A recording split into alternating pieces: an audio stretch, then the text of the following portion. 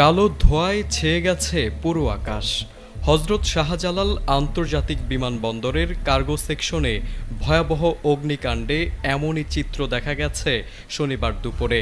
আগুন লাগার পরপরই দাউ দাউ করে জ্বলে ওঠে গোটা কার্গো ভিলেজ এলাকা, যার ফলে পুরো আকাশ ছেয়ে যায় ঘন কালো ধোঁয়ায়। আতঙ্ক ছড়িয়ে পড়ে বিমানবন্দর জুড়ে, থমকে যায় স্বাভাবিক কার্যক্রম।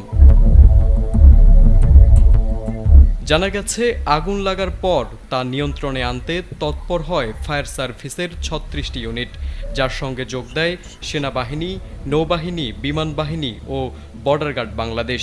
এসব বাহিনীর সমন্বিত প্রচেষ্টা চললেও ৩.৫ ঘন্টা পার হলেও আগুন নিয়ন্ত্রণে আনা সম্ভব হয়নি। এ সময় ফায়ার সার্ভিসের সদস্যদের পাশাপাশি বিভিন্ন সংস্থার কর্মীরা জীবনের ঝুঁকি নিয়ে কাজ করতে থাকেন।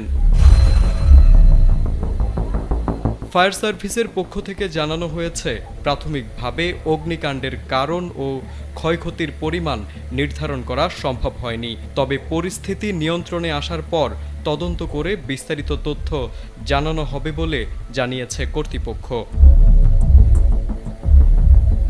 এদিকে অগ্নিকাণ্ডের কারণে শাহজালাল বিমানবন্দরে সব ধরনের উড়োজাহাজ ওঠানামা আপাতত বন্ধ রয়েছে।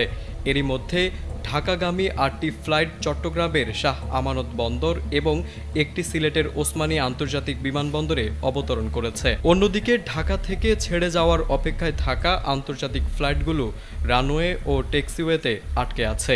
বিমানবন্দর কর্তৃপক্ষ জানিয়েছে, যাত্রীদের নিরাপত্তাকে সর্বোচ্চ গুরুত্ব দিয়ে ব্যবস্থা নেওয়া হয়েছে এবং আগুন পুরোপুরি নিয়ন্ত্রণে এলে আবারও ফ্লাইট চলাচল শুরু হবে।